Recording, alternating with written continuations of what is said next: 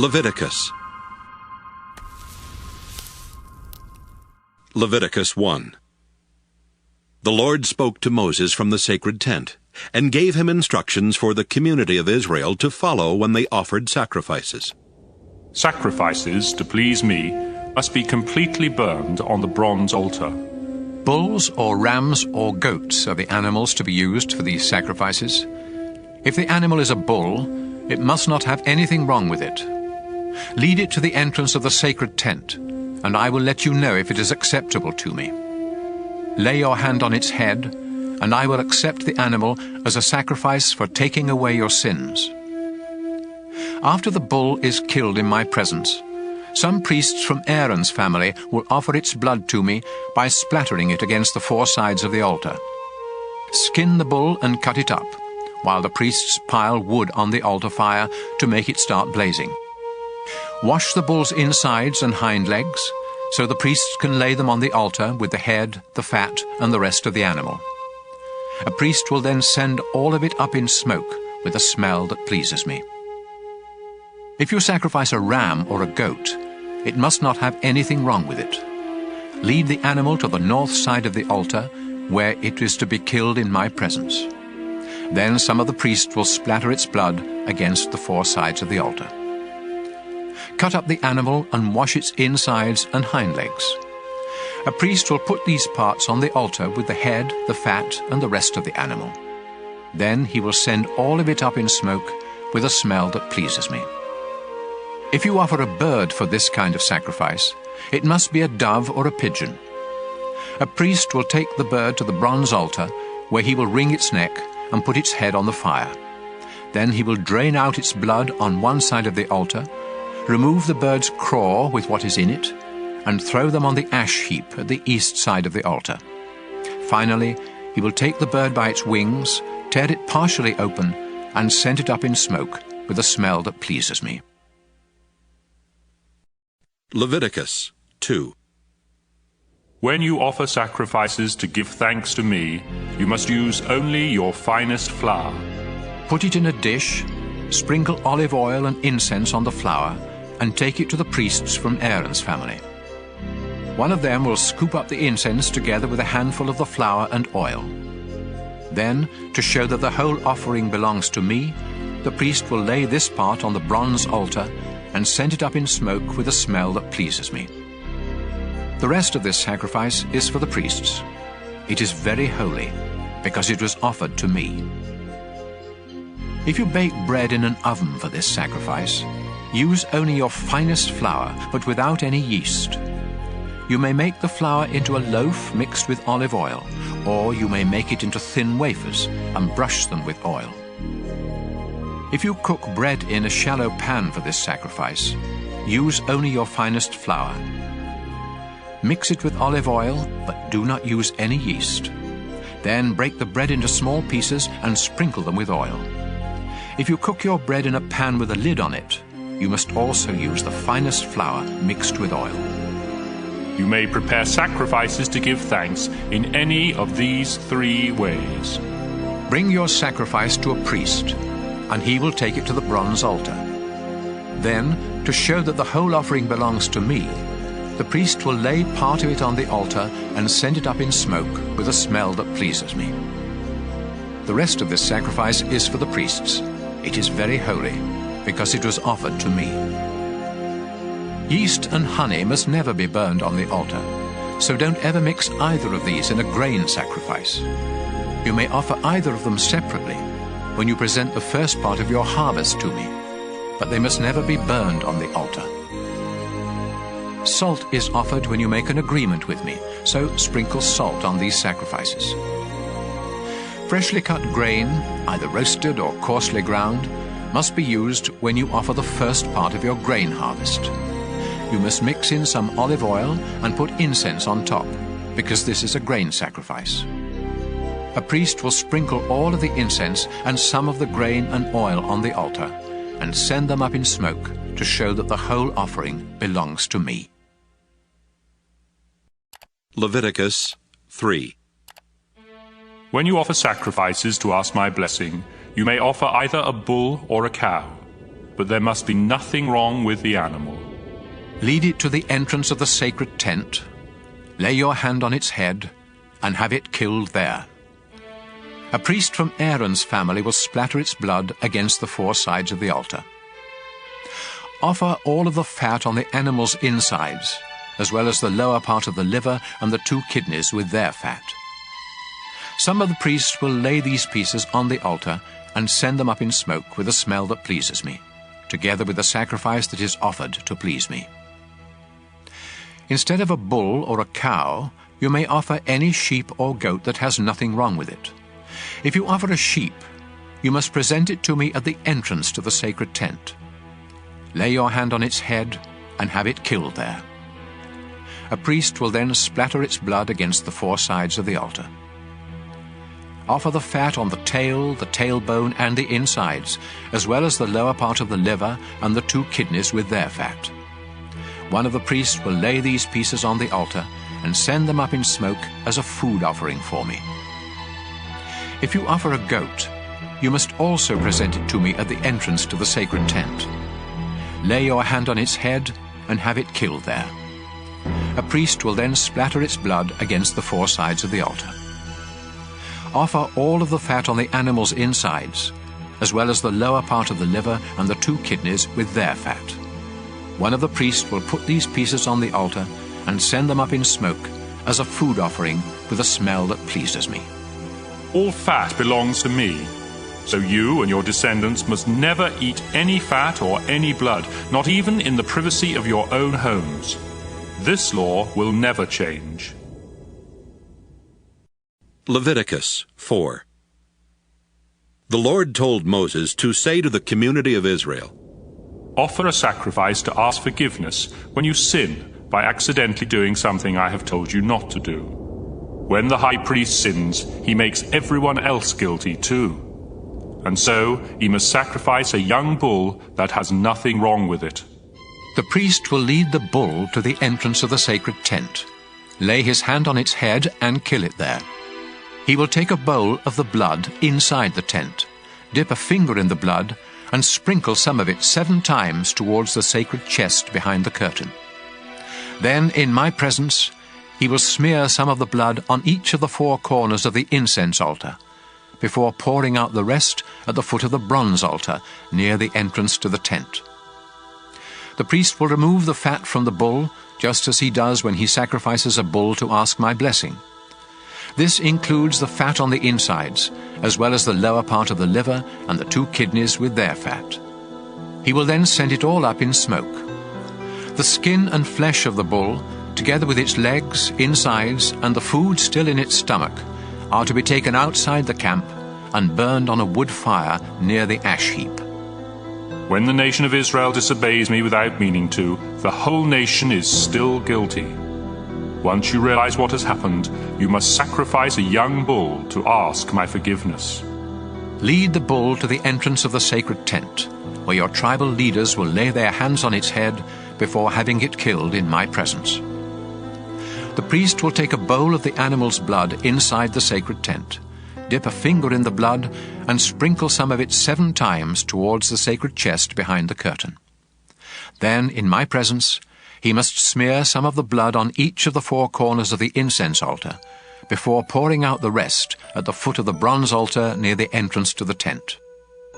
After this, the priest will remove the fat from the bull and send it up in smoke on the altar. Finally, he will burn its remains outside the camp, just as he did with the other bull. By this sacrifice, the sin of the whole nation will be forgiven. Any tribal leader who disobeys me without meaning to is still guilty. As soon as the leader realizes what has happened, he must sacrifice a goat that has nothing wrong with it. This is a sacrifice for sin. So he will lay his hand on the animal's head before having it killed in my presence at the north side of the bronze altar. The priest will dip a finger in the blood, smear some of it on each of the 4 corners of the altar, and pour out the rest at the foot of the altar. Then he must send all of the fat up in smoke, just as he does when a sacrifice is offered to ask my blessing. By this sacrifice, the leader's sin will be forgiven. When any of you ordinary people disobey me without meaning to, you are still guilty. As soon as you realize what you have done, you must sacrifice a female goat that has nothing wrong with it. Lead the goat to the north side of the bronze altar, and lay your hand on its head before having it killed. Then a priest will dip a finger in the blood. He will smear some of it on each of the four corners of the altar, and pour out the rest at the foot of the altar. After this, the priest will remove all of the fat, just as he does when an animal is sacrificed to ask my blessing. The priest will then send the fat up in smoke, with a smell that pleases me.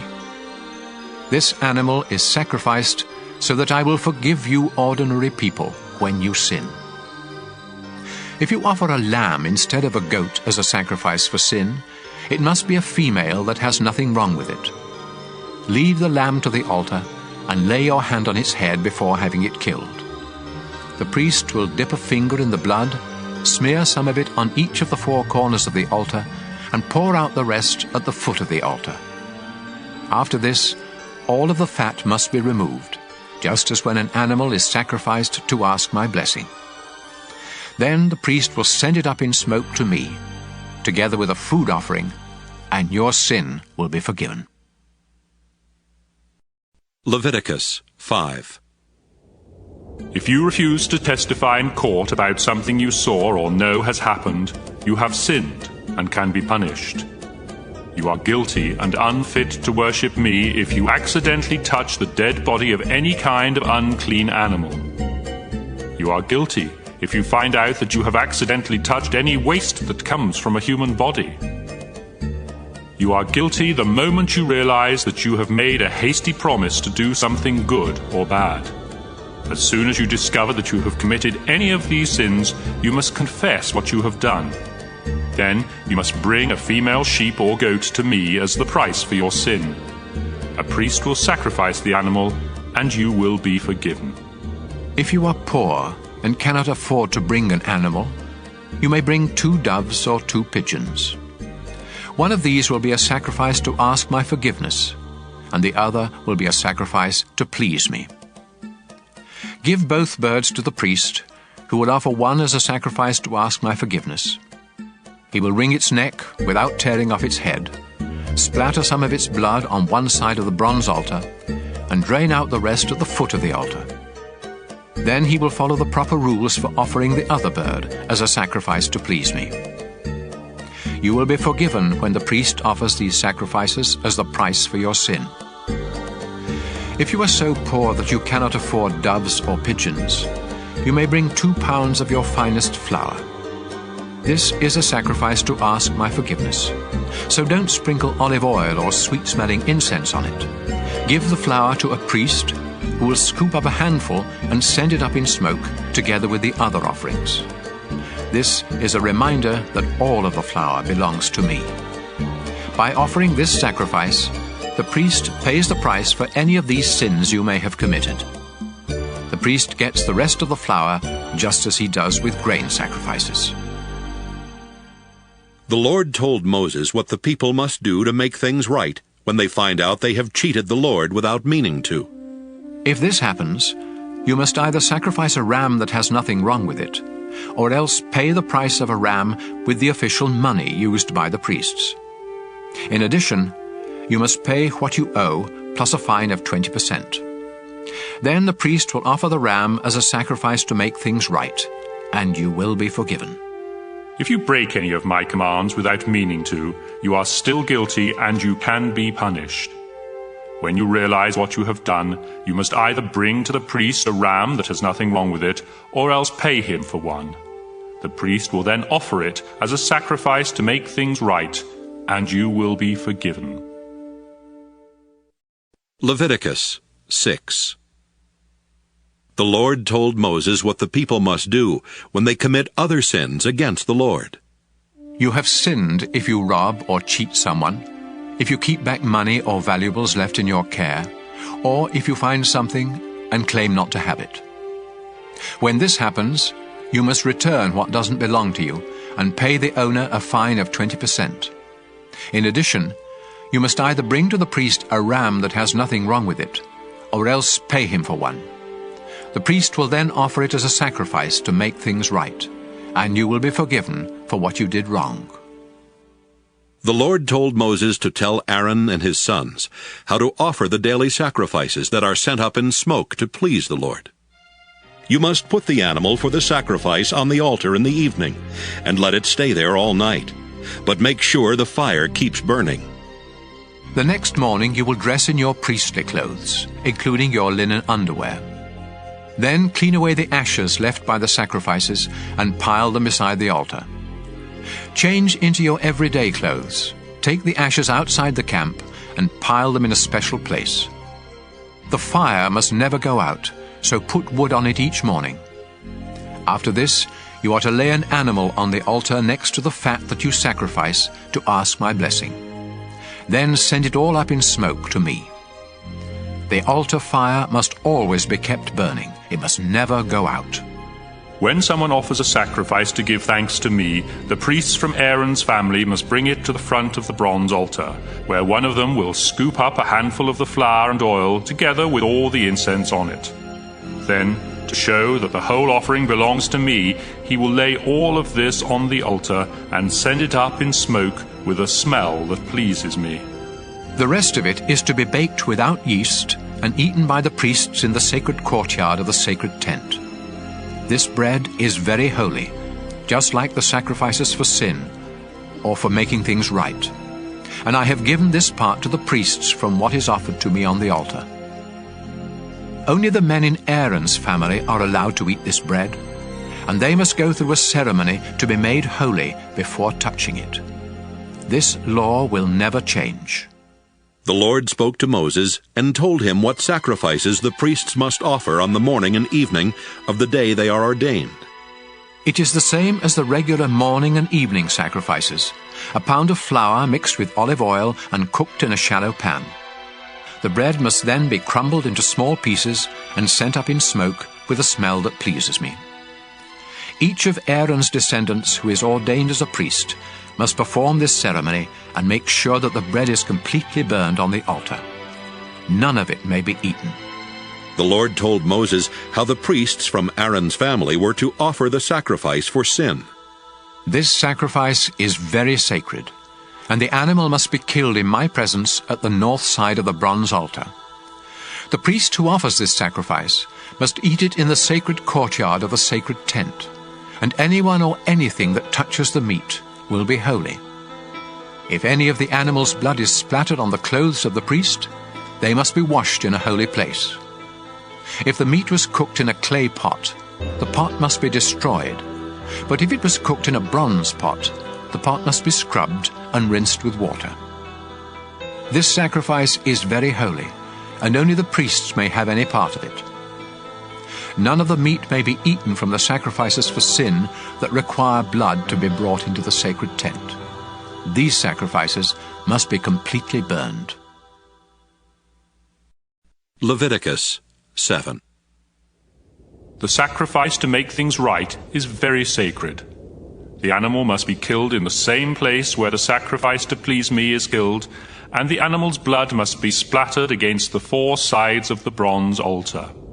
Offer all of the animal's fat, including the fat on its tail and on its insides, as well as the lower part of the liver and the 2 kidneys with their fat.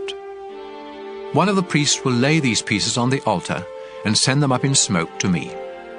This sacrifice for making things right is very holy. Only the priests may eat it, and they must eat it in a holy place. The ceremony for this sacrifice and the one for sin are just alike, and the meat may be eaten only by the priest who performs this ceremony of forgiveness. In fact, the priest who offers a sacrifice to please me may keep the skin of the animal, just as he may eat the bread from a sacrifice to give thanks to me. All other grain sacrifices, with or without olive oil in them, are to be divided equally among the priests of Aaron's family. Here are the instructions for offering a sacrifice to ask my blessing.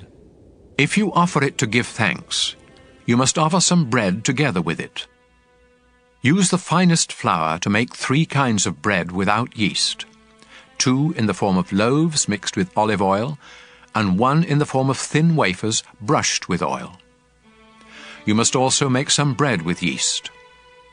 Give me 1 loaf or wafer from each of these 4 kinds of bread, after which they will belong to the priest who splattered the blood against the bronze altar.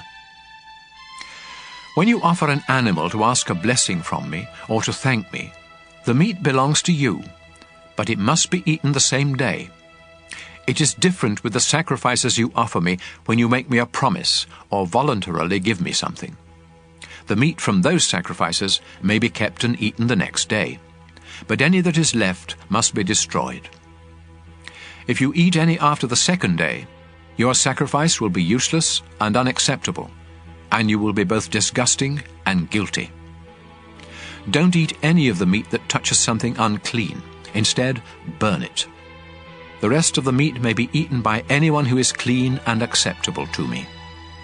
But don't eat any of this meat if you have become unclean by touching something unclean from a human or an animal or from any other creature. If you do, you will no longer belong to the community of Israel. The Lord told Moses to say to the people, Don't eat the fat of cattle, sheep, or goats. If one of your animals dies or is killed by some wild animal, you may do anything with its fat except eat it. If you eat the fat of an animal that can be used as a sacrifice to me, you will no longer belong to the community of Israel. And no matter where you live, you must not eat the blood of any bird or animal, or you will no longer belong to the community of Israel. The Lord also told Moses to say to the people of Israel, If you want to offer a sacrifice to ask my blessing, you must bring the part to be burned and lay it on the bronze altar. But you must first lift up the choice ribs with their fat to show that the offering is dedicated to me. A priest from Aaron's family will then send the fat up in smoke, but the ribs belong to the priests. The upper joint of the right hind leg is for the priest who offers the blood and the fat of the animal. I have decided that the people of Israel must always give the choice ribs and the upper joint of the right hind leg to Aaron's descendants who have been ordained as priests to serve me. This law will never change. I am the Lord. These are the ceremonies for sacrifices to please the Lord, to give him thanks, and to ask his blessing or his forgiveness, as well as the ceremonies for those sacrifices that demand a payment, and for the sacrifices that are offered when priests are ordained. While Moses and the people of Israel were in the desert at Mount Sinai, the Lord commanded them to start offering these sacrifices. Leviticus 8. The Lord said to Moses, Send for Aaron and his sons, as well as their priestly clothes, the oil for ordination, the bull for the sin offering, the 2 rams and a basket of bread made without yeast. Then bring the whole community of Israel together at the entrance to the sacred tent. Moses obeyed the Lord, and when everyone had come together, he said, We are here to follow the Lord's instructions. After Moses told Aaron and his sons to step forward, he had them wash themselves. He put the priestly shirt and robe on Aaron and wrapped the sash around his waist. Then he put the sacred vest on Aaron and fastened it with the finely woven belt. Next, he put on Aaron the sacred breastpiece that was used in learning what the Lord wanted his people to do. He placed the turban on Aaron's head, and on the front of the turban was the narrow strip of thin gold as a sign of his dedication to the Lord. Moses then dedicated the sacred tent and everything in it to the Lord by sprinkling them with some of the oil for ordination. He sprinkled the bronze altar 7 times, and he sprinkled its equipment, as well as the large bronze bowl and its base. He also poured some of the oil on Aaron's head to dedicate him to the Lord. At last, Moses dressed Aaron's sons in their shirts, then tied sashes around them and put special caps on them, just as the Lord had commanded. Moses led out the bull that was to be sacrificed for sin, and Aaron and his sons laid their hands on its head.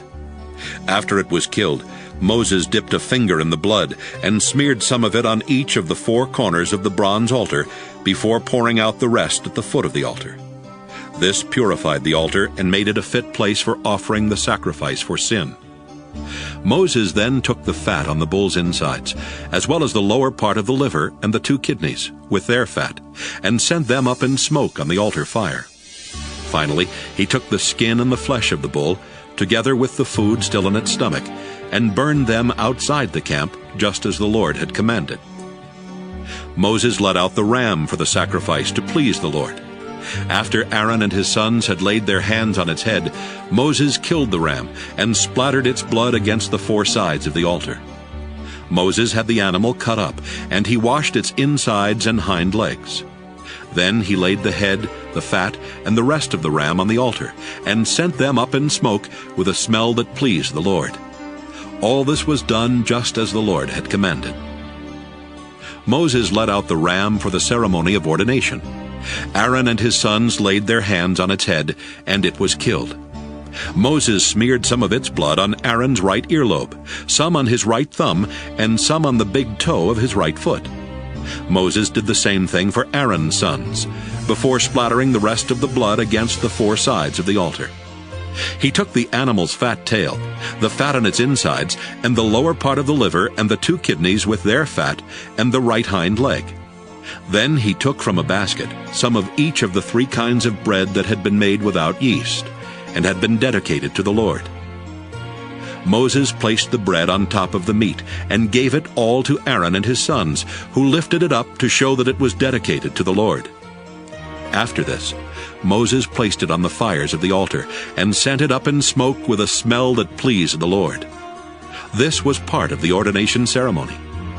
Moses lifted up the choice ribs of the ram, to show that they were dedicated to the Lord. This was the part that the Lord had said Moses could have. Finally, Moses sprinkled the priestly clothes of Aaron and his sons with some of the oil for ordination, and with some of the blood from the altar. So Aaron and his sons, together with their priestly clothes, were dedicated to the Lord. Moses said to Aaron and his sons, "The Lord told me that you must boil this meat at the entrance to the sacred tent, and eat it there with the bread. Burn what is left over, and stay near the entrance to the sacred tent until the ordination ceremony ends 7 days from now. We have obeyed the Lord in everything that has been done today, so that your sins may be forgiven. The Lord has told me that you must stay near the entrance to the tent for 7 days and nights, or else you will die." Aaron and his sons obeyed everything that the Lord had told Moses they must do. Leviticus 9. 8 days later, Moses called together Aaron, his sons, and Israel's leaders. Then he said to Aaron, "Find a young bull and a ram that have nothing wrong with them. Offer the bull to the Lord as a sacrifice for sin, and the ram as a sacrifice to please him. Tell the people of Israel that they must offer sacrifices as well. They must offer a goat as a sacrifice for sin, and a bull and a ram as a sacrifice to please the Lord. The bull and the ram must be a year old and have nothing wrong with them. Then the people must offer a bull and a ram as a sacrifice to ask the Lord's blessing, and also a grain sacrifice mixed with oil. Do this because the Lord will appear to you today." After the animals and the grain had been brought to the front of the sacred tent, and the people were standing there in the presence of the Lord, Moses said, "The Lord has ordered you to do this, so that he may appear to you in all of his glory. Aaron, step up to the altar and offer the sacrifice to please the Lord. Then offer the sacrifices for the forgiveness of your sins and for the sins of the people, just as the Lord has commanded." Aaron stepped up to the altar and killed the bull that was to be the sacrifice for his sins. His sons brought him the blood. He dipped a finger in it, smeared some on the 4 corners of the bronze altar, and poured out the rest at its foot. But he sent up in smoke the fat, the kidneys, and the lower part of the liver, just as the Lord had commanded Moses. Then Aaron burned the skin and the flesh outside the camp. After Aaron had killed the ram that was sacrificed to please the Lord, Aaron's sons brought him the blood, and he splattered it against all 4 sides of the altar. They brought him each piece of the animal, including the head, and he burned them all on the altar. He washed the insides and the hind legs, and also sent them up in smoke. Next, Aaron sacrificed the goat for the sins of the people, as he had done with the sacrifice for his own sins. And so he burned this sacrifice on the altar in the proper way. He also presented the grain sacrifice and burned a handful of the flour on the altar as part of the morning sacrifice. At last, he killed the bull and the ram as a sacrifice to ask the Lord's blessing on the people. Aaron's sons brought him the blood, and he splattered it against the four sides of the altar. His sons placed all the fat, as well as the kidneys and the lower part of the liver, on top of the choice ribs. Then Aaron burned the fat on the altar and lifted up the ribs and the right hind leg to show that these were dedicated to the Lord. This was done just as the Lord had instructed Moses. Aaron held out his hand and gave the people his blessing, before coming down from the bronze altar where he had offered the sacrifices. He and Moses went into the sacred tent, and when they came out, they gave the people their blessing. Then the Lord appeared to the people in all his glory. The Lord sent fiery flames that burned up everything on the altar, and when everyone saw this, they shouted and fell to their knees to worship the Lord. Leviticus 10. Nadab and Abihu were two of Aaron's sons, but they disobeyed the Lord by burning incense to him on a fire pan when they were not supposed to. Suddenly the Lord sent fiery flames and burned them to death. Then Moses told Aaron that this was exactly what the Lord had meant when he said, I demand respect from my priests, and I will be praised by everyone. Aaron was speechless.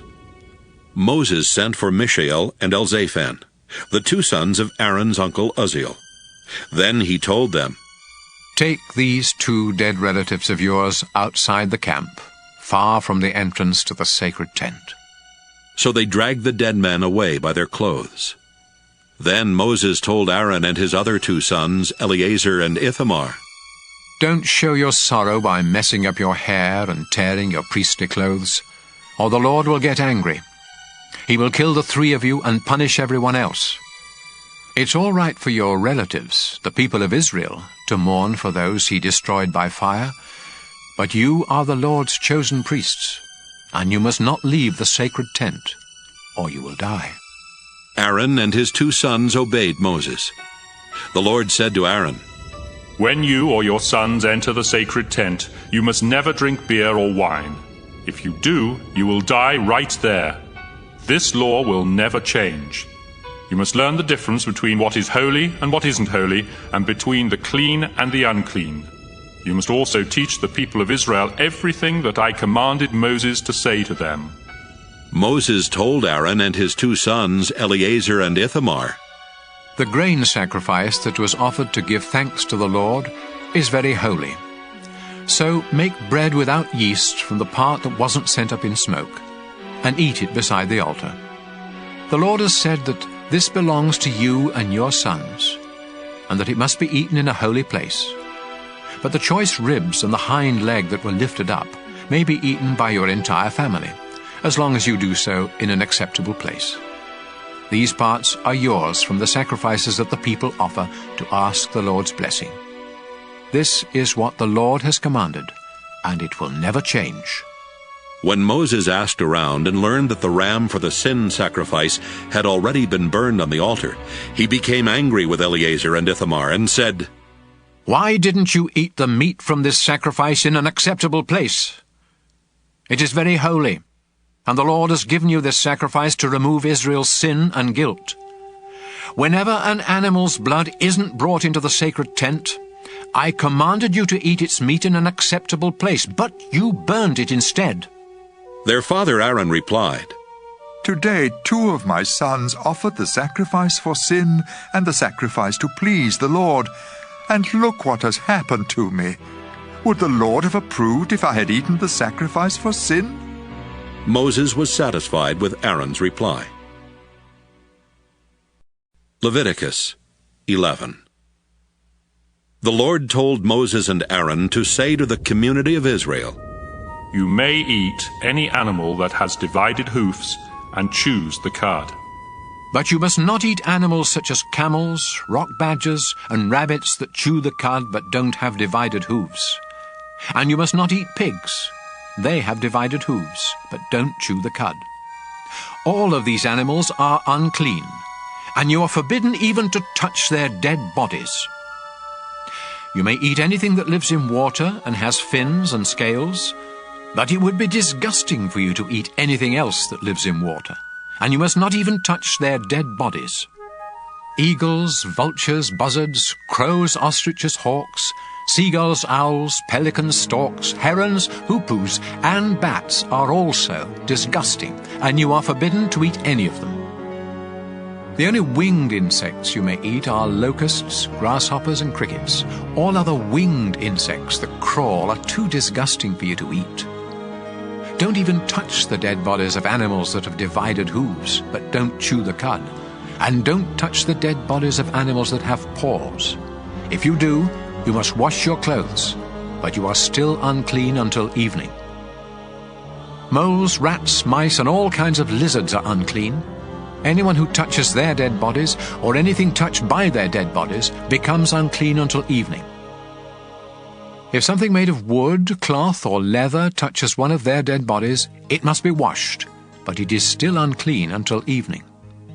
If any of these animals is found dead in a clay pot, the pot must be broken to pieces, and everything in it becomes unclean. If you pour water from this pot on any food, that food becomes unclean, and anything drinkable in the pot becomes unclean.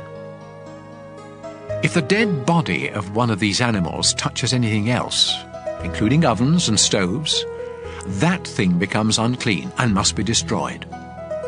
A spring or a cistern where one of these dead animals is found is still clean, but anyone who touches the animal becomes unclean. If the dead body of one of these animals is found lying on seeds that have been set aside for planting, the seeds remain clean, but seeds that are soaking in water become unclean if the dead animal is found in the water.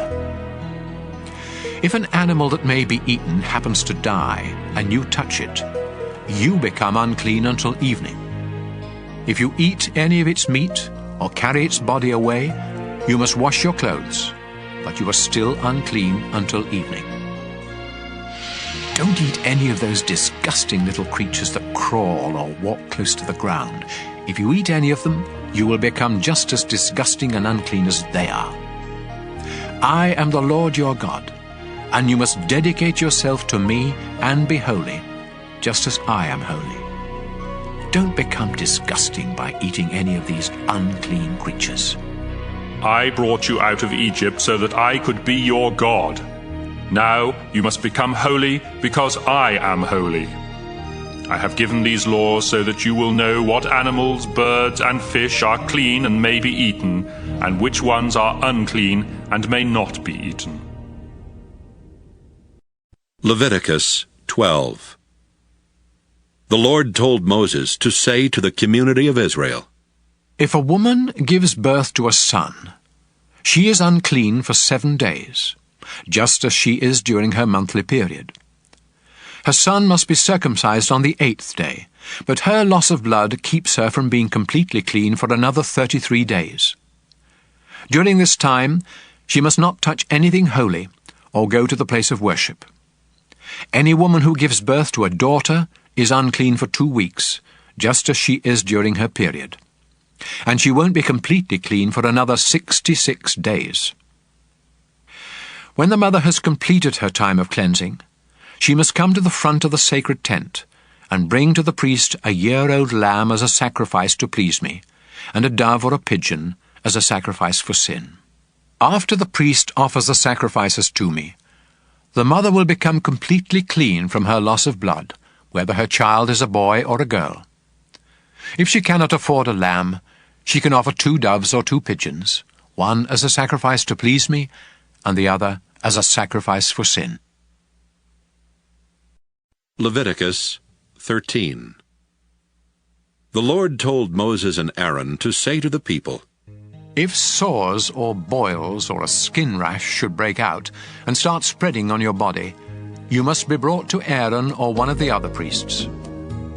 If the priest discovers that the hair in the infected area has turned white, and that the infection seems more than skin deep, he will say, This is leprosy. You are unclean. But if the infected area is white and only skin deep, and if the hair in it hasn't turned white, the priest will order you to stay away from everyone else for 7 days. If the disease hasn't spread by that time, he will order you to stay away from everyone else for another 7 days. Then, if the disease hasn't gotten any worse or spread, the priest will say, "You are clean. It was only a sore. After you wash your clothes, you may go home." However, if the disease comes back, you must return to the priest. If it is discovered that the disease has started spreading, he will say, "This is leprosy. You are unclean." Any of you with a skin disease must be brought to a priest. If he discovers that the sore spot is white with pus, and that the hair around it has also turned white, he will say, "This is leprosy. You are unclean and must stay away from everyone else." But if the disease has run its course, and only the scar remains, he will say, "You are clean." If the sores come back and turn white with pus, he will say, "This is leprosy. You are unclean." However, if the sores heal, and only white spots remain, the priest will say, "You are now clean."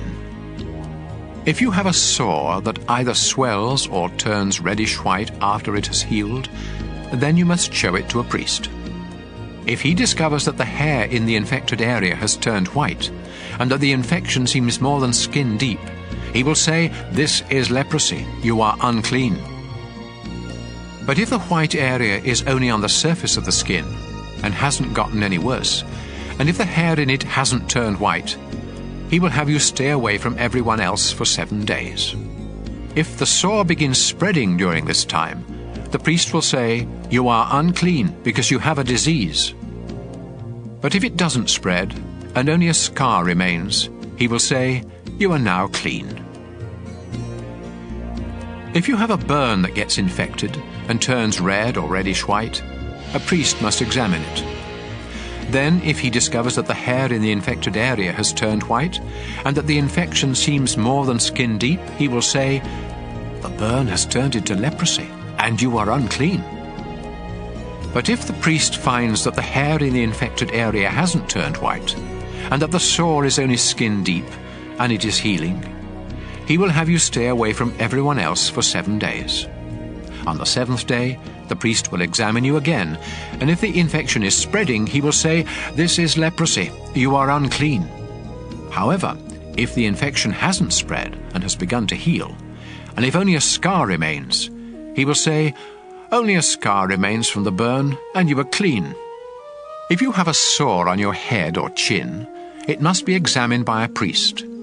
If the infection seems more than skin deep, and the hair in it has thinned out and lost its color, he will say, "This is leprosy. You are unclean." On the other hand, if he discovers that the itchy spot is only skin deep, but that the hair still isn't healthy, he will order you to stay away from everyone else for 7 days. By that time, if the itch hasn't spread, if the hairs seem healthy, and if the itch is only skin deep, you must shave off the hairs around the infection, but not those on it.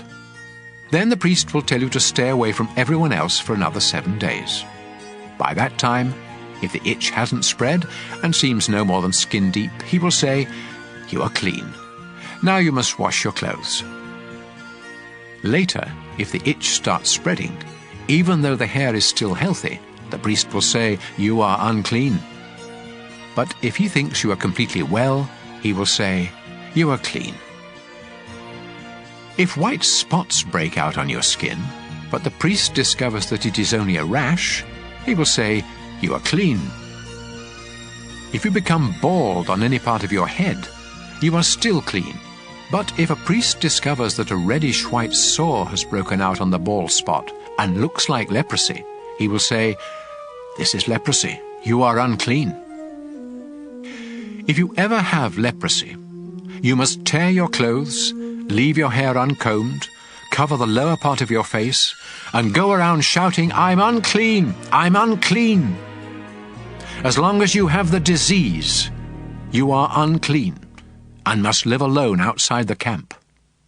If a greenish or reddish spot appears anywhere on any of your clothing or on anything made of leather, you must let the priest examine the clothing or the leather. He will put it aside for 7 days. And if the mildew has spread in that time, he will say, "This is unclean because the mildew has spread." Then he will burn the clothing or the piece of leather. If the priest discovers that the mildew hasn't spread, he will tell you to wash the clothing or leather and put it aside for another 7 days, after which he will examine it again. If the spot hasn't spread, but is still greenish or reddish, the clothing or leather is unclean and must be burned. But if the spot has faded after being washed, he will tear away the spot. Later, if the spot reappears elsewhere on the clothing or the leather, you must burn it. Even if the spot completely disappears after being washed, it must be washed again before it is clean. These are the rules for deciding if clothing is clean or unclean after a spot appears on it. Leviticus 14. The Lord told Moses to say to the people, After you think you are healed of leprosy, you must ask for a priest to come outside the camp and examine you. And if you are well, he will have someone bring out 2 live birds that are acceptable for sacrifice, together with a stick of cedar wood, a piece of red yarn, and a branch from a hyssop plant. The priest will have someone kill one of the birds over a clay pot of spring water. Then he will dip the other bird, the cedar, the red yarn, and the hyssop in the blood of the dead bird. Next, he will sprinkle you 7 times with the blood and say, "You are now clean." Finally, he will release the bird and let it fly away. After this, you must wash your clothes, shave your entire body, and take a bath before you are completely clean. You may move back into camp, but you must not enter your tent for 7 days. Then you must once again shave your head, face, and eyebrows, as well as the hair on the rest of your body. Finally, wash your clothes and take a bath, and you will be completely clean. On the 8th day, you must bring to the priest 2 rams and a year-old female lamb that have nothing wrong with them. Also bring a half pint of olive oil and 6 pounds of your finest flour mixed with oil. Then the priest will present you and your offerings to me at the entrance to my sacred tent. There he will offer one of the rams, together with a pint of oil, as a sacrifice to make things right. He will also lift them up to show that they are dedicated to me. This sacrifice is very holy. It belongs to the priest and must be killed in the same place where animals are killed as sacrifices for sins and as sacrifices to please me. The priest will smear some of the blood from this sacrifice on your right earlobe, some on your right thumb, and some on the big toe of your right foot. He will then pour some of the olive oil into the palm of his left hand, dip a finger of his right hand into the oil, and sprinkle some of it 7 times toward the sacred tent. Next, he will smear some of the oil on your right earlobe, some on your right thumb, and some on the big toe of your right foot, and pour the rest of the oil from his palm on your head. Then he will offer the other 2 animals, one as a sacrifice for sin, and the other as a sacrifice to please me, together with a grain sacrifice. After this, you will be completely clean. If you are poor and cannot afford to offer this much, you may offer a ram as a sacrifice to make things right, together with a half pint of olive oil and 2 pounds of flour mixed with oil as a grain sacrifice. The priest will then lift these up to dedicate them to me. Depending on what you can afford, you must also offer either 2 doves or 2 pigeons, one as a sacrifice for sin and the other as a sacrifice to please me. The priest will offer these to me in front of the sacred tent on the 8th day. The priest will kill this ram for the sacrifice to make things right, and he will lift it up with the olive oil in dedication to me. Then he will smear some of the blood on your right earlobe, some on your right thumb, and some on the big toe of your right foot. The priest will pour some of the olive oil into the palm of his left hand, then dip a finger of his right hand in the oil and sprinkle some of it 7 times toward the sacred tent. He will smear some of the oil on your right earlobe, some on your right thumb, and some on the big toe of your right foot, just as he did with the blood of the sacrifice to make things right. And he will pour the rest of the oil from his palm on your head. Then, depending on what you can afford, he will offer either the doves or the pigeons together with the grain sacrifice. One of the birds is the sacrifice for sin, and the other is the sacrifice to please me. After this, you will be completely clean. These are the things you must do if you have leprosy and cannot afford the usual sacrifices to make you clean. The Lord told Moses and Aaron to say to the people, After I have given you the land of Canaan as your permanent possession, here is what you must do if I ever put mildew on the walls of any of your homes. First, you must say to a priest, I think mildew is on the wall of my house. The priest will reply, Empty the house before I inspect it, or everything in it will be unclean. If the priest discovers greenish or reddish spots that go deeper than the surface of the walls, he will have the house closed for 7 days. Then he will return and check to see if the mildew has spread. If so, he will have someone scrape the plaster from the walls, remove the filthy stones, then haul everything off and dump it in an unclean place outside the town. Afterwards, the wall must be repaired with new stones and fresh plaster. If the mildew appears a second time, the priest will come and say, This house is unclean. It's covered with mildew that can't be removed. Then he will have the house torn down and every bit of wood, stone and plaster hauled off to an unclean place outside the town. Meanwhile, if any of you entered the house while it was closed, you will be unclean until evening. And if you either slept or ate in the house, you must wash your clothes. On the other hand, if the priest discovers that mildew hasn't reappeared after the house was newly plastered, he will say, This house is clean. The mildew is gone. Then, to show that the house is now clean, he will get 2 birds, a stick of cedar wood, a piece of red yarn, and a branch from a hyssop plant, and bring them to the house. He will kill one of the birds over a clay pot of spring water, and let its blood drain into the pot. Then he will dip the cedar, the hyssop, the yarn, and the other bird into the mixture of blood and water. Next, he will sprinkle the house 7 times with the mixture. Then the house will be completely clean. Finally, he will release the bird and let it fly away, ending the ceremony for purifying the house. These are the things you must do if you discover that you are unclean because of an itch or a sore, or that your clothing or house is unclean because of mildew. Leviticus 15. The Lord told Moses and Aaron to say to the community of Israel, Any man with an infected penis is unclean, whether it is stopped up or keeps dripping. Anything that he rests on or sits on is also unclean. And if you touch either these or him, you must wash your clothes and take a bath, but you still remain unclean until evening. If you are spit on by the man, you must wash your clothes and take a bath, but you still remain unclean until evening. Any saddle or seat on which the man sits is unclean. And if you touch or carry either of these, you must wash your clothes and take a bath, but you will still remain unclean until evening. If the man touches you without first washing his hands, you must wash your clothes and take a bath, but you still remain unclean until evening. Any clay pot that he touches must be destroyed, and any wooden bowl that he touches must be washed. 7 days after the man gets well, he will be considered clean if he washes his clothes and takes a bath in spring water. On the 8th day, he must bring either 2 doves or 2 pigeons to the front of my sacred tent and give them to a priest. The priest will offer one of the birds as a sacrifice for sin, and the other as a sacrifice to please me. Then I will consider the man completely clean. Any man who has a flow of semen must take a bath, but he still remains unclean until evening.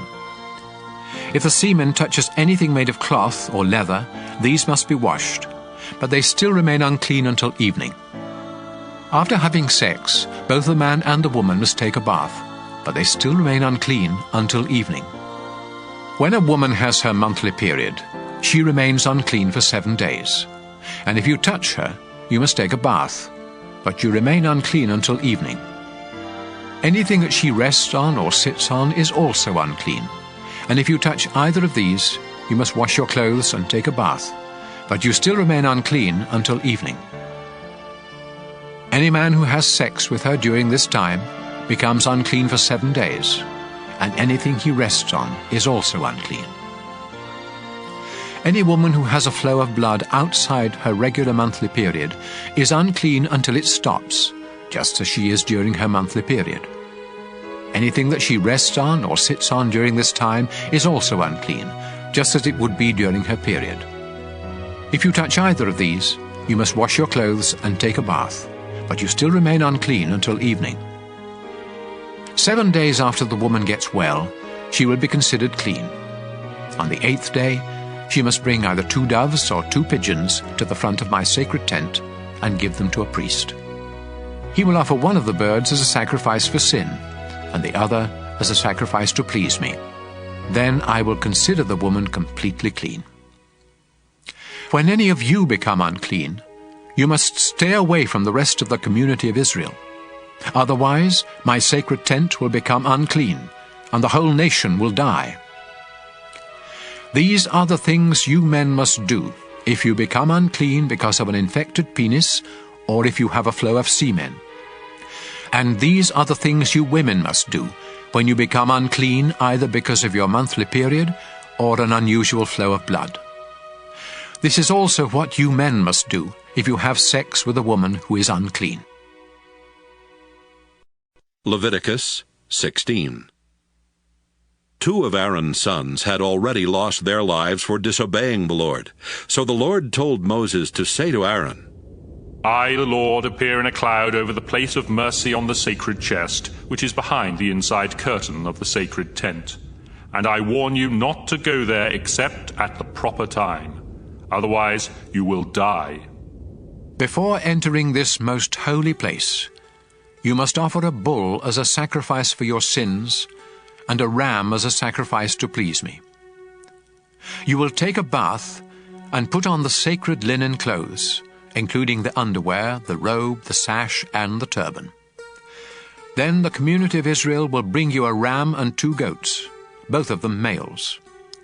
The goats are to be used as sacrifices for sin, and the ram is to be used as a sacrifice to please me. Aaron, you must offer the bull as a sacrifice for forgiveness for your own sins and for the sins of your family. Then you will lead the 2 goats into my presence at the front of the sacred tent, where I will show you which goat will be sacrificed to me and which one will be sent into the desert to the demon Azazel. After you offer the first goat as a sacrifice for sin, the other one must be presented to me alive before you send it into the desert to take away the sins of the people. You must offer the bull as a sacrifice to ask forgiveness for your own sins and for the sins of your family. Then you will take a fire pan of live coals from the bronze altar, together with 2 handfuls of finely ground incense, into the most holy place. There you will present them to me by placing the incense on the coals, so that the place of mercy will be covered with a cloud of smoke. Do this, or you will die right there. Next, use a finger to sprinkle some of the blood on the place of mercy, which is on the lid of the sacred chest. Then sprinkle blood 7 times in front of the chest. Aaron, you must next sacrifice the goat for the sins of the people, and you must sprinkle its blood inside the most holy place, just as you did with the blood of the bull. By doing this, you will take away the sins that make both the most holy place and the people of Israel unclean. Do the same for the sacred tent, which is here among the people. Only you are allowed in the sacred tent from the time you enter until the time you come out. After leaving the tent, you will purify the bronze altar by smearing each of its 4 corners with some of the blood from the bull and from the goat. Use a finger to sprinkle the altar 7 times with the blood, and it will be completely clean from the sins of the people. After you have purified the most holy place, the sacred tent, and the bronze altar, you must bring the live goat to the front of the tent. There you will lay your hands on its head while confessing every sin the people have committed, and you will appoint someone to lead the goat into the desert, so that it can take away their sins. Finally, this goat that carries the heavy burden of Israel's sins must be released deep in the desert.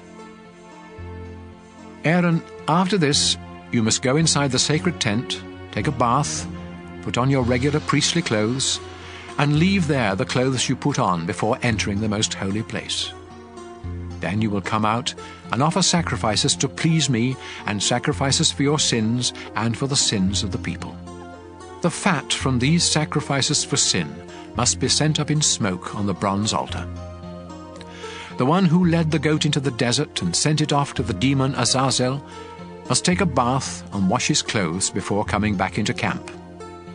The remains of the bull and the goat whose blood was taken into the most holy place must be taken outside the camp and burned. And whoever does this must take a bath and change clothes before coming back into camp. On the 10th day of the 7th month of each year, you must go without eating, to show sorrow for your sins, and no one, including foreigners who live among you, is allowed to work. This is the day on which the sacrifice for the forgiveness of your sins will be made in my presence, and from now on it must be celebrated each year. Go without eating, and make this a day of complete rest, just like the Sabbath.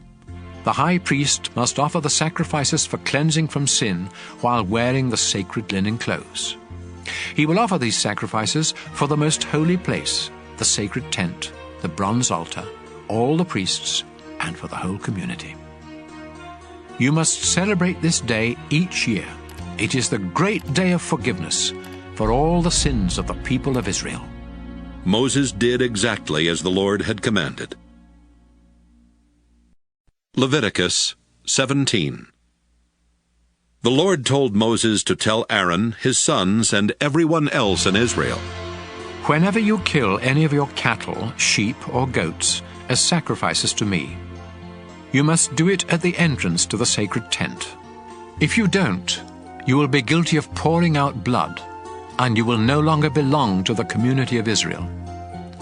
And so, when you sacrifice an animal to ask my blessing, it must not be done out in a field, but in front of the sacred tent. Then a priest can splatter its blood against the bronze altar and send its fat up in smoke with a smell that pleases me. Don't ever turn from me again and offer sacrifices to goat demons. This law will never change. Remember, no one in Israel, including foreigners, is to offer a sacrifice anywhere except at the entrance to the sacred tent.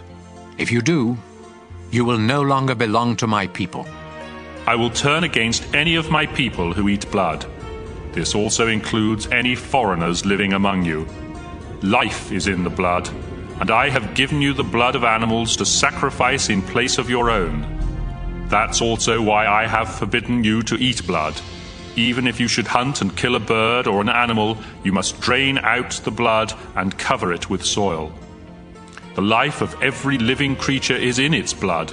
That's why I have forbidden you to eat blood, and why I have warned you that anyone who does will no longer belong to my people. If you happen to find a dead animal and eat it, you must take a bath and wash your clothes, but you are still unclean until evening. If you don't take a bath, you will suffer for what you did wrong. Leviticus 18. The Lord told Moses to tell the people of Israel, I am the Lord your God. So don't follow the customs of Egypt, where you used to live, or those of Canaan, where I am bringing you. I am the Lord your God, and you must obey my teachings. Obey them, and you will live. I am the Lord. Don't have sex with any of your close relatives, especially your own mother. This would disgrace your father. And don't disgrace him by having sex with any of his other wives. Don't have sex with your sister or stepsister, whether you grew up together or not. Don't disgrace yourself by having sex with your granddaughter or half-sister, or a sister of your father or mother. Don't disgrace your uncle by having sex with his wife. Don't have sex with your daughter-in-law or sister-in-law. And don't have sex with the daughter or granddaughter of any woman that you have earlier had sex with. You may be having sex with a relative, and that would make you unclean. As long as your wife is alive, don't cause trouble for her by taking one of her sisters as a second wife. When a woman is having her monthly period, she is unclean, so don't have sex with her. Don't have sex with another man's wife. That would make you unclean. Don't sacrifice your children on the altar fires to the god Molech. I am the Lord your God, and that would disgrace me. It is disgusting for a man to have sex with another man. Anyone who has sex with an animal is unclean. Don't make yourselves unclean by any of these disgusting practices of those nations that I am forcing out of the land for you. They made themselves and the land so unclean that I punished the land because of their sins, and I made it vomit them up. Now don't do these sickening things that make the land filthy. Instead, obey my laws and teachings. Then the land won't become sick of you and vomit you up, just as it did them. If any of you do these vulgar, disgusting things, you will be unclean and no longer belong to my people. I am the Lord your God, and I forbid you to follow their sickening way of life. Leviticus 19. The Lord told Moses to say to the community of Israel, I am the Lord your God. I am holy, and you must be holy too. Respect your father and your mother. Honor the Sabbath, and don't make idols or images. I am the Lord your God. When you offer a sacrifice to ask my blessing, be sure to follow my instructions. You may eat the meat either on the day of the sacrifice or on the next day, but you must burn anything left until the third day. If you eat any of it on the third day, the sacrifice will be disgusting to me, and I will reject it. In fact, you will be punished for not respecting what I say is holy, and you will no longer belong to the community of Israel. When you harvest your grain, always leave some of it standing along the edges of your fields, and don't pick up what falls on the ground. Don't strip your grapevines clean or gather the grapes that fall off the vines. Leave them for the poor and for those foreigners who live among you. I am the Lord your God. Do not steal or tell lies or cheat others. Do not misuse my name by making promises you don't intend to keep. I am the Lord your God. Do not steal anything or cheat anyone, and don't fail to pay your workers at the end of each day. I am the Lord your God, and I command you not to make fun of the deaf or to cause a blind person to stumble. Be fair, no matter who is on trial. Don't favor either the poor or the rich. Don't be a gossip, but never hesitate to speak up in court, especially if your testimony can save someone's life. Don't hold grudges. On the other hand, it's wrong not to correct someone who needs correcting. Stop being angry, and don't try to take revenge. I am the Lord, and I command you to love others as much as you love yourself. Breed your livestock animals only with animals of the same kind. And don't plant two kinds of seed in the same field, or wear clothes made of different kinds of material. If a man has sex with a slave woman who is promised in marriage to someone else, he must pay a fine, but they are not to be put to death. After all, she was still a slave at the time. The man must bring a ram to the entrance of the sacred tent and give it to a priest, who will then offer it as a sacrifice to me, so the man's sins will be forgiven. After you enter the land, you will plant fruit trees, but you are not to eat any of their fruit for the first 3 years. In the 4th year, the fruit must be set apart as an expression of thanks to me, the Lord God. Do this, and in the 5th year, Those trees will produce an abundant harvest of fruit for you to eat. Don't eat the blood of any animal. Don't practice any kind of witchcraft. I forbid you to shave any part of your head or beard, or to cut and tattoo yourself as a way of worshipping the dead. Don't let your daughters serve as temple prostitutes. This would bring disgrace both to them and the land. I command you to respect the Sabbath and the place where I am worshipped. Don't make yourself disgusting to me by going to people who claim they can talk to the dead. I command you to show respect for older people and to obey me with fear and trembling. Don't mistreat any foreigners who live in your land. Instead, treat them as well as you treat citizens, and love them as much as you love yourself. Remember, you were once foreigners in the land of Egypt. I am the Lord your God. Use honest scales, and don't cheat when you weigh or measure anything. I am the Lord your God. I rescued you from Egypt, and I command you to obey my laws. Leviticus 20. The Lord told Moses to say to the community of Israel, Death by stoning is the penalty for any citizens or foreigners in the country who sacrifice their children to the god Molech. They have disgraced both the place where I am worshipped and my holy name, and so I will turn against them and no longer let them belong to my people. Some of you may let them get away with human sacrifice, but not me. If any of you worship Molech, I will turn against you and your entire family, and I will no longer let you belong to my people. I will be your enemy if you go to someone who claims to speak with the dead, and I will destroy you from among my people.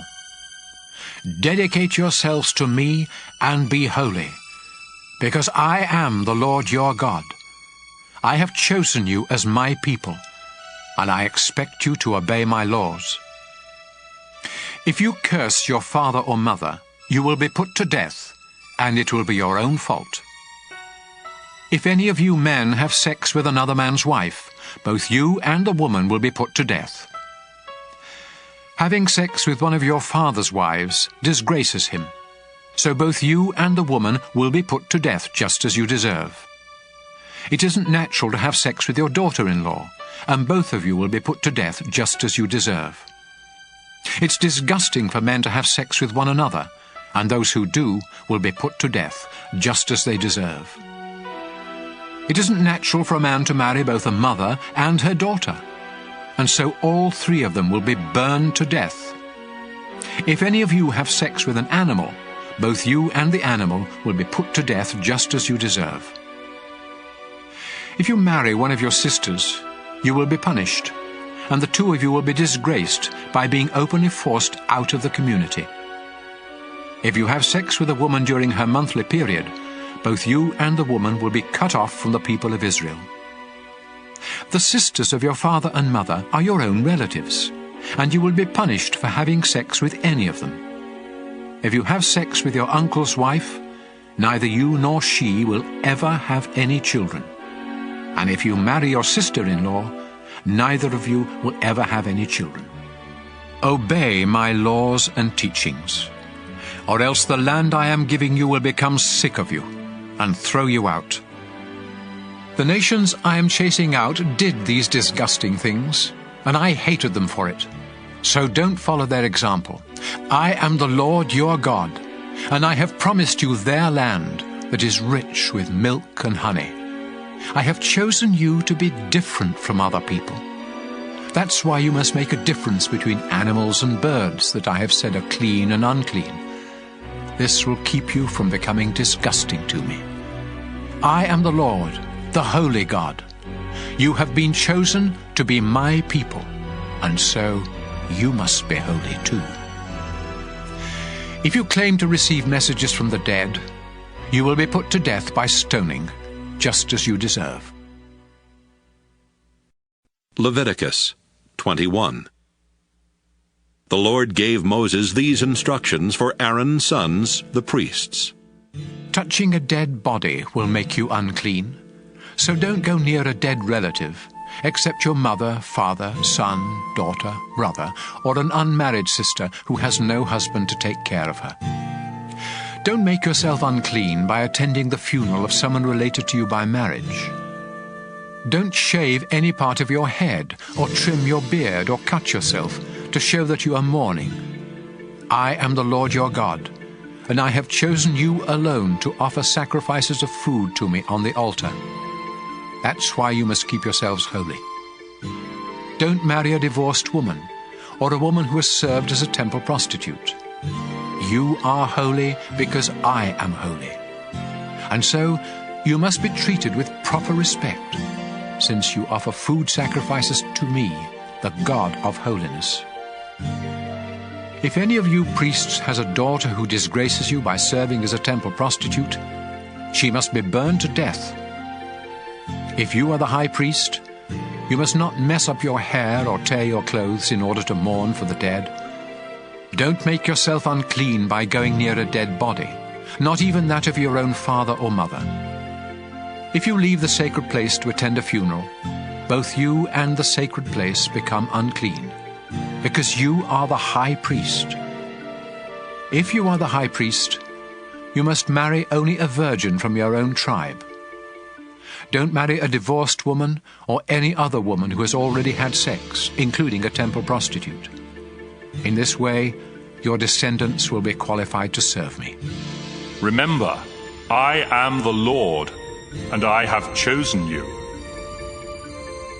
The Lord told Moses to say to Aaron, No descendant of yours can ever serve as my priest if he is blind or lame, if his face is disfigured, if one leg is shorter than the other, if either a foot or a hand is crippled, if he is a hunchback or a dwarf, if an eye or his skin is diseased, or if his testicles have been damaged. These men may not serve as my priests and burn sacrifices to me. They may eat the food offerings presented to me, but they may not enter the sacred place or serve me at the altar. Remember, I am the Lord, the one who makes a priest holy. Moses told all of this to Aaron, his sons, and the people of Israel. Leviticus 22. The Lord told Moses to say to Aaron and his sons, I am the Lord God, and I demand that you honor my holy name by showing proper respect for the offerings brought to me by the people of Israel. If any of you are unclean when you accept an offering for me, I will no longer let you serve as a priest. None of you may take part in the sacred meals while you have a skin disease or an infected penis, or after you have been near a dead body or have had a flow of semen, or if you have touched an unclean creature of any sort, including an unclean person. Once you are unclean, you must take a bath, but you still cannot eat any of the sacred food until evening. I command you not to eat anything that is killed by a wild animal or dies a natural death. This would make you unclean. Obey me, or you will die on duty for disgracing the place of worship. Remember, I am the Lord, the one who makes a priest holy. Only you priests and your families may eat the food offerings. These are too sacred for any of your servants. However, any slave that you own, including those born into your household, may eat this food. If your daughter marries someone who isn't a priest, she can no longer have any of this food. But if she returns to your home, either widowed or divorced, and has no children, she may join in the meal. Only members of a priestly family can eat this food, and anyone else who accidentally does so must pay for the food plus a fine of 20%. I warn you not to treat lightly the offerings that are brought by the people of Israel. Don't let them become guilty of eating this sacred food. Remember, I am the Lord, the one who makes these offerings holy. The Lord told Moses to tell Aaron and his sons and everyone else the rules for offering sacrifices. He said, The animals that are to be completely burned on the altar must have nothing wrong with them, or else I won't accept them. Bulls or rams or goats are the animals to be used for these sacrifices. When you offer a sacrifice to ask my blessing, there must be nothing wrong with the animal. This is true whether the sacrifice is part of a promise or something you do voluntarily. Don't offer an animal that is blind or injured, or that has an infection or a skin disease. If one of your cattle or lambs has a leg that is longer or shorter than the others, you may offer it voluntarily, but not as part of a promise. As long as you live in this land, don't offer an animal with injured testicles. And don't bring me animals you bought from a foreigner. I won't accept them, because they are no better than one that has something wrong with it. The Lord told Moses to say, Newborn cattle, sheep or goats must remain with their mothers for 7 days. But on the 8th day you may send them up in smoke to me, and I will accept the offering. Don't sacrifice a newborn animal and its mother on the same day. When you offer a sacrifice to give thanks to me, you must do it in a way that is acceptable. Eat all of the meat that same day, and don't save any for the next day. I am the Lord your God. Obey my laws and teachings. I am the Lord. I demand respect from the people of Israel, so don't disgrace my holy name. Remember, I am the one who chose you to be priests and rescued all of you from Egypt, so that I would be your Lord. Leviticus 23. The Lord told Moses to say to the community of Israel, I have chosen certain times for you to come together and worship me. You have 6 days when you can do your work, but the 7th day of each week is holy because it belongs to me. No matter where you live, you must rest on the Sabbath and come together for worship. This law will never change. Passover is another time when you must come together to worship me. And it must be celebrated on the evening of the 14th day of the first month of each year. The festival of thin bread begins on the 15th day of that same month. It lasts 7 days, and during this time you must honor me by eating bread made without yeast. On the first day of this festival, you must rest from your work and come together for worship. Each day of this festival you must offer sacrifices. Then on the final day, you must once again rest from your work and come together for worship. The Lord told Moses to say to the community of Israel, After you enter the land I am giving you, the first bundle of wheat from each crop must be given to me. So bring it to a priest on the day after the Sabbath. He will lift it up in dedication to me, and I will accept you. You must also offer a sacrifice to please me. So bring the priest a 1-year-old lamb that has nothing wrong with it, and 4 pounds of your finest flour mixed with olive oil. Then he will place these on the bronze altar and send them up in smoke with a smell that pleases me. Together with these, you must bring a quart of wine as a drink offering. I am your God, and I forbid you to eat any new grain or anything made from it until you have brought these offerings. This law will never change. 7 weeks after you offer this bundle of grain, each family must bring another offering of new grain. Do this exactly 50 days later, which is the day following the 7th Sabbath. Bring 2 loaves of bread to be lifted up in dedication to me. Each loaf is to be made with yeast and with 4 pounds of the finest flour from the first part of your harvest. At this same time, the entire community of Israel must bring 7 lambs that are a year old, a young bull, and 2 rams. These animals must have nothing wrong with them, and they must be offered as a sacrifice to please me. You must also offer the proper grain and wine sacrifices with each animal. Offer a goat as a sacrifice for sin, and 2 rams a year old as a sacrifice to ask my blessing. The priest will lift up the rams together with the bread in dedication to me. These offerings are holy and are my gift to the priest. This is a day of celebration and worship, a time of rest from your work. You and your descendants must obey this law. When you harvest your grain, always leave some of it standing around the edges of your fields. And don't pick up what falls on the ground. Leave it for the poor and for those foreigners who live among you. I am the Lord your God. The Lord told Moses to say to the people of Israel, The first day of the 7th month must be a day of complete rest.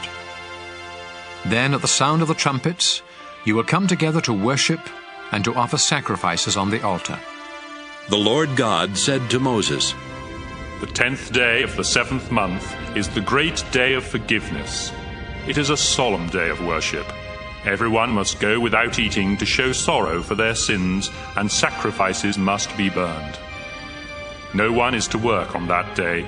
It is the great day of forgiveness, when sacrifices will be offered to me, so that I will forgive your sins. I will destroy anyone who refuses to go without eating. None of my people are ever to do any work on that day, not now or in the future. And I will wipe out those who do. This is a time of complete rest, just like the Sabbath. And everyone must go without eating from the evening of the 9th to the evening of the 10th. The Lord told Moses to say to the community of Israel, Beginning on the 15th day of the 7th month, and continuing for 7 days, everyone must celebrate the festival of shelters in honor of me. No one is to do any work on the first day of the festival. It is a time when everyone must come together for worship. For 7 days, sacrifices must be offered on the altar. The 8th day is also to be a day of complete rest, as well as a time of offering sacrifices on the altar and of coming together for worship. I have chosen these festivals as times when my people must come together for worship, and when animals, grain, and wine are to be offered on the proper days. These festivals must be celebrated in addition to the Sabbaths, and the times when you offer special gifts or sacrifices to keep a promise or as a voluntary offering. Remember to begin the Festival of Shelters on the 15th day of the 7th month, after you have harvested your crops. Celebrate this festival for 7 days in honor of me, and don't do any work on the first day or on the day following the festival. Pick the best fruit from your trees, and cut leafy branches to use during the time of this joyous celebration in my honor. I command you and all your descendants to celebrate this festival during the 7th month of each year. For 7 days, every Israelite must live in a shelter, so future generations will know that I made their ancestors live in shelters when I brought them out of Egypt. I am the Lord your God. This is how Moses instructed the people of Israel to celebrate the Lord's festivals. Leviticus 24. The Lord told Moses to say to the community of Israel, You must supply the purest olive oil for the lamps in the sacred tent, so they will keep burning. Aaron will set up the golden lampstand in the holy place of the sacred tent. Then he will light the 7 lamps that must be kept burning there in my presence every night from now on. This law will never change. Use your finest flour to bake 12 loaves of bread about 4 pounds each. Then take them into the sacred tent and lay them on the gold table in 2 rows of 6 loaves. Alongside each row, put some pure incense that will be sent up by fire in the place of the bread, as an offering to me. Aaron must lay fresh loaves on the table each Sabbath, and priests in all generations must continue this practice as part of Israel's agreement with me. This bread will always belong to Aaron and his family. It is very holy, because it was offered to me, and it must be eaten in a holy place. Shelomith, the daughter of Dibri from the tribe of Dan, had married an Egyptian, and they had a son. One day their son got into a fight with an Israelite man in camp and cursed the name of the Lord. So the young man was dragged off to Moses, who had him guarded while everyone waited for the Lord to tell them what to do. Finally the Lord said to Moses, "This man has cursed me. Take him outside the camp and have the witnesses lay their hands on his head. Then command the whole community of Israel to stone him to death. And warn the others that everyone else who curses me will die in the same way, whether they are Israelites by birth or foreigners living among you." Death is also the penalty for murder. But the killing of an animal that belongs to someone else requires only that the animal be replaced. Personal injuries to others must be dealt with in keeping with the crime. A broken bone for a broken bone, an eye for an eye, or a tooth for a tooth. It's possible to pay the owner for an animal that has been killed, but death is the penalty for murder. I am the Lord your God, and I demand equal justice both for you Israelites and for those foreigners who live among you.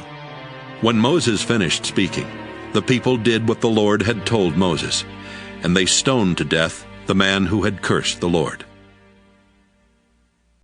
Leviticus 25. When Moses was on Mount Sinai, the Lord told him to say to the community of Israel, After you enter the land that I am giving you, it must be allowed to rest 1 year out of every 7. You may raise grain and grapes for 6 years, but the 7th year you must let your fields and vineyards rest in honor of me, your Lord. This is to be a time of complete rest for your fields and vineyards, so don't harvest anything they produce. However, you and your slaves and your hired workers, as well as any domestic or wild animals, may eat whatever grows on its own. Once every 49 years, on the 10th day of the 7th month, which is also the great day of forgiveness, trumpets are to be blown everywhere in the land. This 50th year is sacred.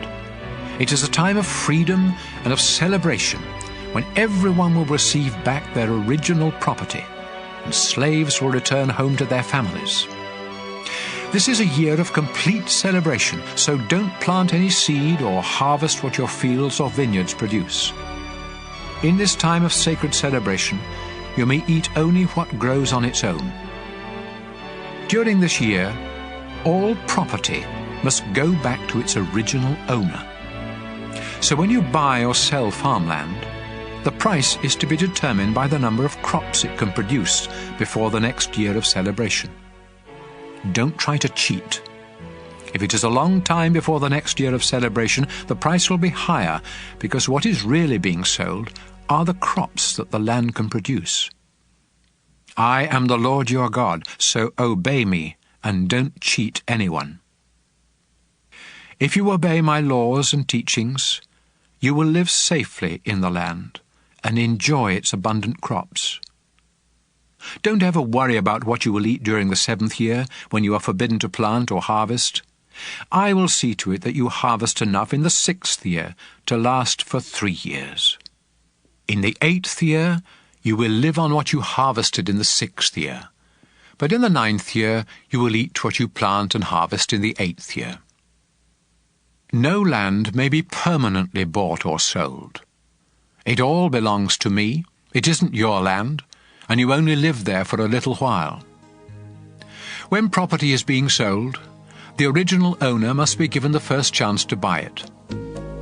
If any of you Israelites become so poor that you are forced to sell your property, your closest relative must buy it back, if that relative has the money. Later, if you can afford to buy it, you must pay enough to make up for what the present owner will lose on it before the next year of celebration, when the property will become yours again. But if you don't have the money to pay the present owner a fair price, you will have to wait until the year of celebration, when the property will once again become yours. If you sell a house in a walled city, you have only 1 year in which to buy it back. If you don't buy it back before that year is up, it becomes the permanent property of the one who bought it, and it will not be returned to you in the year of celebration. But a house out in a village may be bought back at any time, just like a field, and it must be returned to its original owner in the year of celebration. If any Levites own houses inside a walled city, they will always have the right to buy them back.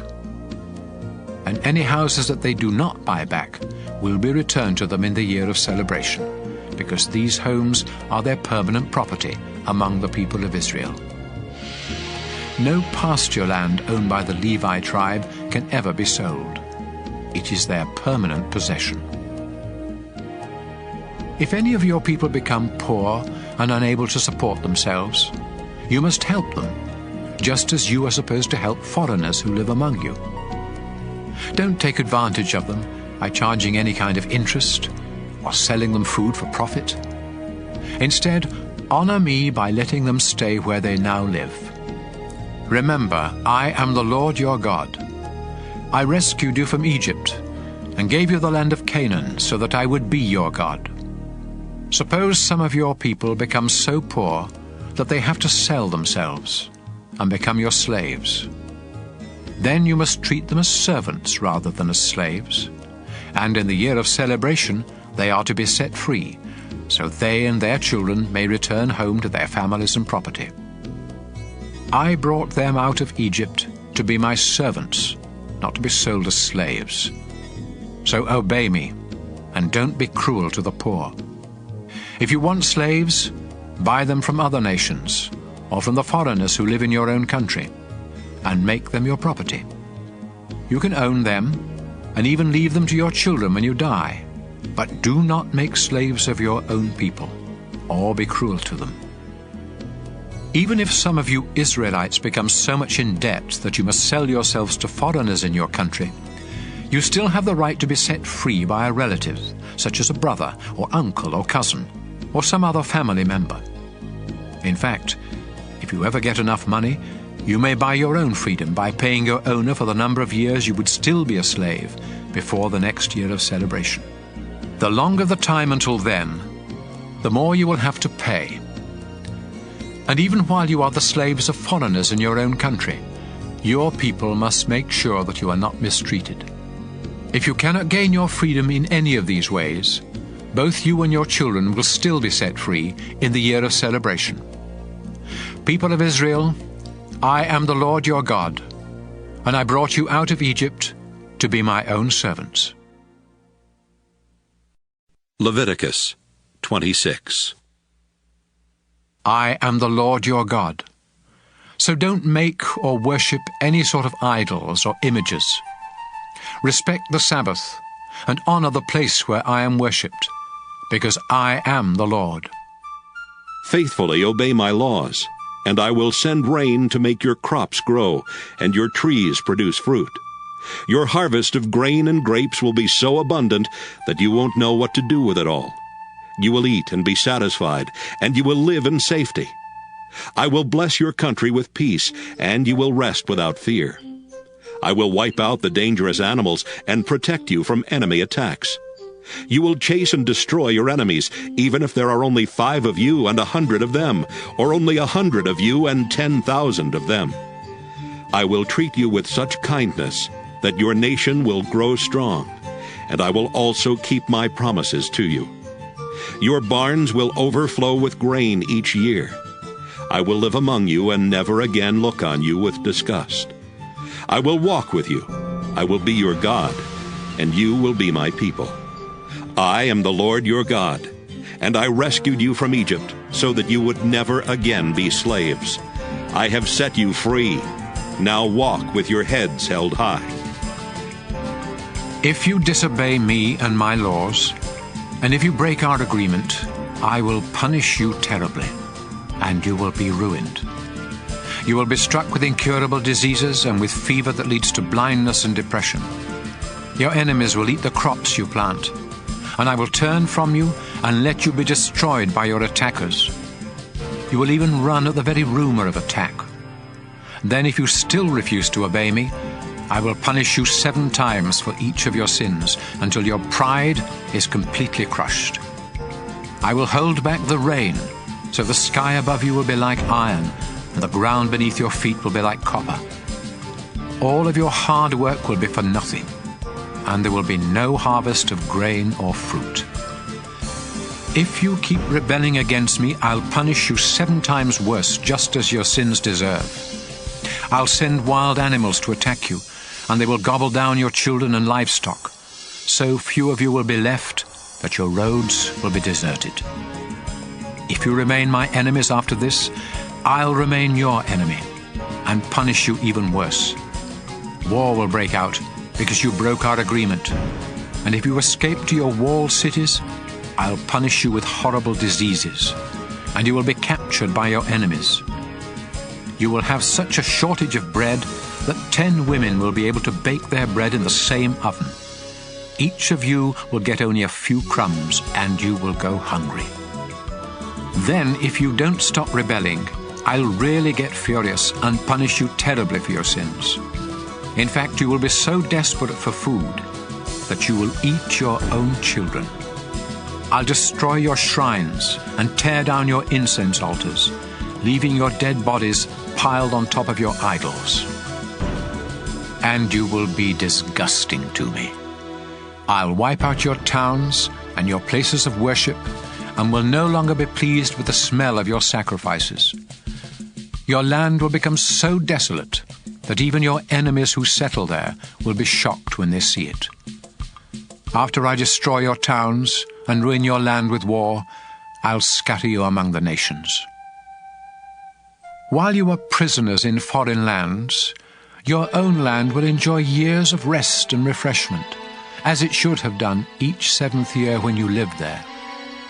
In the land of your enemies, you will tremble at the rustle of a leaf, as though it were a sword. And you will become so weak that you will stumble and fall over each other, even when no one is chasing you. Many of you will die in foreign lands, and others of you will waste away in sorrow as a result of your sins and the sins of your ancestors. Then, suppose you realize that I turned against you and brought you to the land of your enemies because both you and your ancestors had stubbornly sinned against me. If you humbly confess what you have done and start living right, I'll keep the promise I made to your ancestors, Abraham, Isaac, and Jacob. I will bless your land and let it rest during the time that you are in a foreign country, paying for your rebellion against me and my laws. No matter what you have done, I am still the Lord your God, and I will never completely reject you or become absolutely disgusted with you there in the land of your enemies. While nations watched, I rescued your ancestors from Egypt so that I would be their God. Yes, I am your Lord, and I will never forget our agreement. Moses was on Mount Sinai when the Lord gave him these laws and teachings for the people of Israel. Leviticus 27. The Lord told Moses to say to the community of Israel, If you ever want to free someone who has been promised to me, you may do so by paying the following amounts, weighed according to the official standards: 50 pieces of silver for men ages 20 to 60, and 30 pieces for women. 20 pieces of silver for young men ages 5 to 20, and 10 pieces for young women. 15 pieces of silver for men ages 60 and above, and 10 pieces for women. 5 pieces of silver for boys ages 1 month to 5 years, and 3 pieces for girls. If you have promised to give someone to me and can't afford to pay the full amount for that person's release, you will be taken to a priest, and he will decide how much you can afford. If you promise to sacrifice an animal to me, it becomes holy, and there is no way you can set it free. If you try to substitute any other animal, no matter how good, for the one you promised, they will both become holy and must be sacrificed. Donkeys are unfit for sacrifice, so if you promise me a donkey, you must bring it to the priest and let him determine its value. But if you want to buy it back, you must pay an additional 20%. If you promise a house to me, a priest will set the price, whatever the condition of the house. But if you decide to buy it back, you must pay an additional 20%. If you promise part of your family's land to me, its value must be determined by the bushels of seed needed to plant the land, and the rate will be 10 pieces of silver for every bushel of seed. If this promise is made in the year of celebration, the land will be valued at the full price. But any time after that, the price will be figured according to the number of years before the next year of celebration. If you decide to buy back the land, you must pay the price plus an additional 20%, but you cannot buy it back once someone else has bought it. When the year of celebration comes, the land becomes holy, because it belongs to me, and it will be given to the priests. If you promise me a field that you have bought, its value will be decided by a priest, according to the number of years before the next year of celebration, and the money you pay will be mine. However, on the next year of celebration, the land will go back to the family of its original owner. Every price will be set by the official standards. All firstborn animals of your flocks and herds are already mine, and so you cannot promise any of them to me. If you promise me a donkey, you may buy it back by adding an additional 20% to its value. If you don't buy it back, it can be sold to someone else for whatever a priest has said it is worth. Anything that you completely dedicate to me must be completely destroyed. It cannot be bought back or sold. Every person, animal, and piece of property that you dedicate completely is only for me. In fact, any humans who have been promised to me in this way must be put to death. 10% of everything you harvest is holy and belongs to me, whether it grows in your fields or on your fruit trees. If you want to buy back this part of your harvest, you may do so by paying what it is worth plus an additional 20%. When you count your flocks and herds, 1 out of 10 of every newborn animal is holy and belongs to me, no matter how good or bad it is. If you substitute one animal for another, both of them become holy, and neither can be bought back. Moses was on Mount Sinai when the Lord gave him these laws for the people of Israel.